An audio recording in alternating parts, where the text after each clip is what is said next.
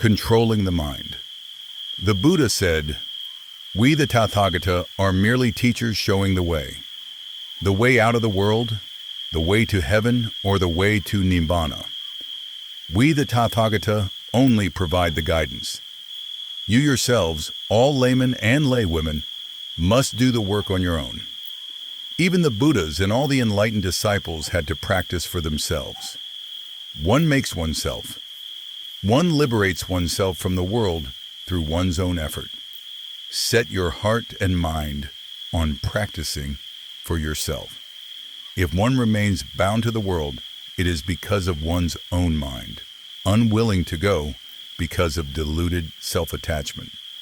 We have heard and learned the path of practice, so let us set our hearts on practicing it. The Buddha's teachings, as well as the guidance of our teachers, never depart from Kayagata Sati, mindfulness directed to the body. That is, the foundation of wisdom. This is what we must contemplate. If we contemplate outwardly, it goes too far.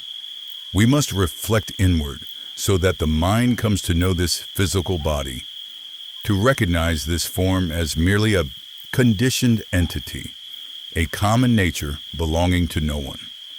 We have received this valuable treasure at its best, which is this physical body, complete with working eyes, ears, nose, tongue, body, and mind. We have obtained this fine vessel to use. Whether we travel toward heaven or toward Nibbana, we must rely on it. Existing as a disembodied spirit alone accomplishes nothing. The Buddha taught, Mano Pubangama Dhamma, Mano Seta Mano Maya. All mental states are led by the mind. Mind is their master. Mind is their creator. Whether doing good and wholesome deeds, it is the mind that leads. Whether committing bad and unwholesome deeds, it is the mind that leads. Whether pure, bright, and joyful, or gloomy and defiled, it all stems from the mind. When the mind is gloomy and defiled, there is no happiness in the world.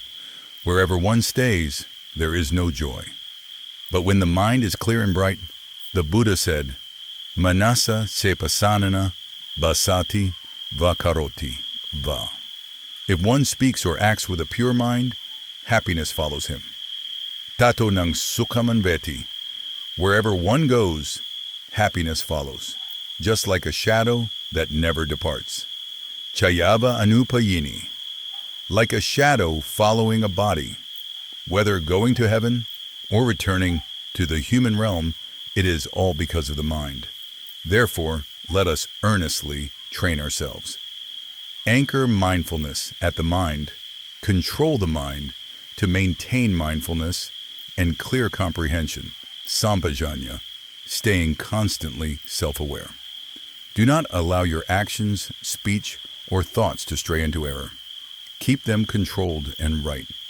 Whenever a mistake occurs, use mindfulness to restrain, let go, and abandon it. Do not hold on to it, for it is the wrong path.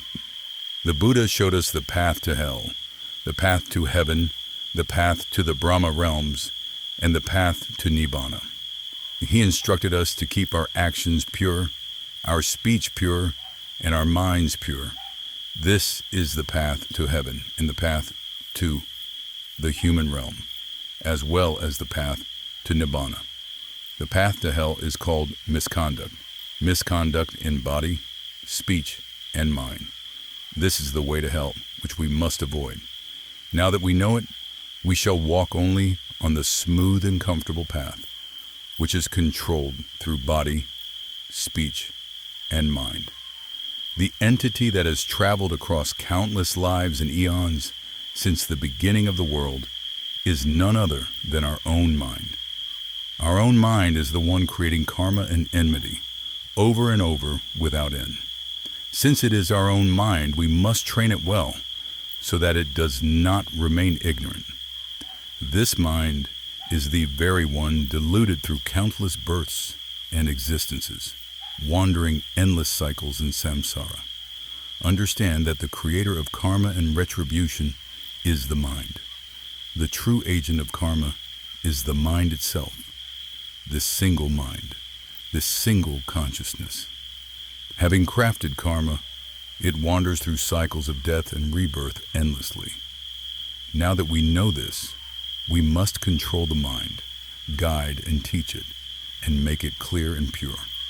To put it simply, as you have heard plenty of broad explanations, simply control the mind right now. The master of hell is this very mind. The one who abandons hell is also this mind. When the mind is bad, it suffers as if its heart were breaking. When the mind is distressed, it becomes so overwhelmed with suffering that it can drive one to suicide, all because of believing this is me. This happens because of the mind and nothing else, for it lacks wisdom. This is called avidya, ignorance. The mind itself is ignorance.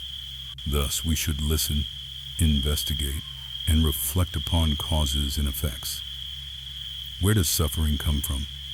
Contemplate suffering first, for suffering is a noble truth. Where does it originate? Search deep within, and you will see it comes from ignorance. The mind is ignorant.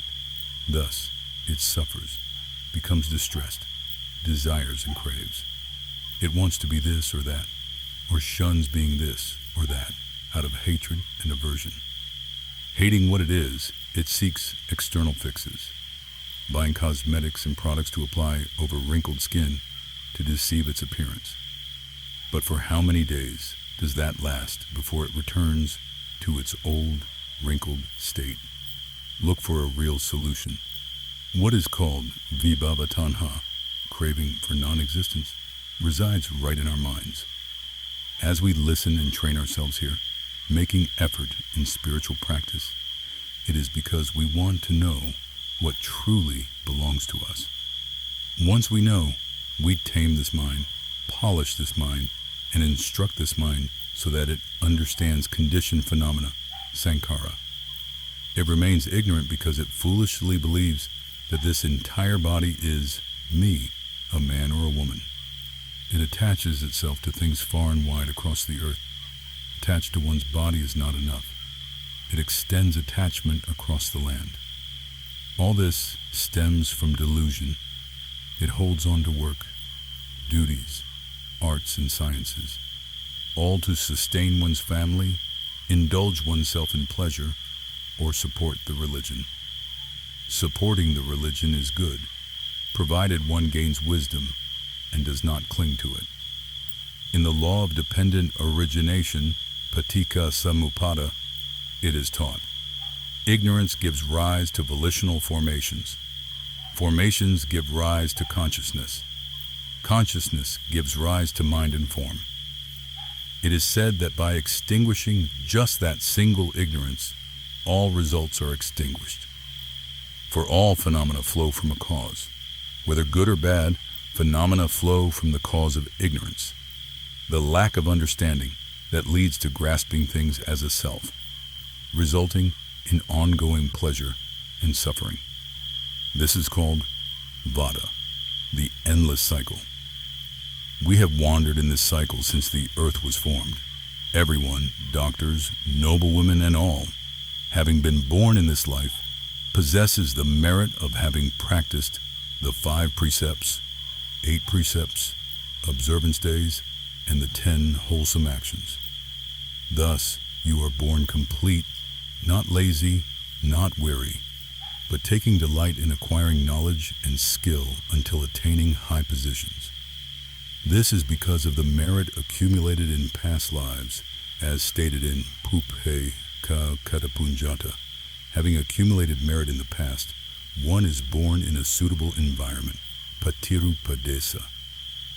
A suitable environment refers to this very physical body, or it can mean the earth, sky, and climate, or a country where the Buddha's teachings are firmly established with wise teachers to guide us. Because of Pupai Ka Katapunjata, we have cultivated merit over many past lives, making us complete and born in a suitable land. Our nation has revered Buddhism Since our ancestors up to the present day, we revere the Buddha's teachings and have established ourselves properly, attending to Dhamma, understanding worldly matters, and contributing to the prosperity of the world. Thus, we fulfill Attasammapaniti, establishing oneself rightly, achieving one's own benefit as well as the benefit of others and the world. Establishing oneself in virtue, meditation, and Dhamma listening is called Attasammapaniti.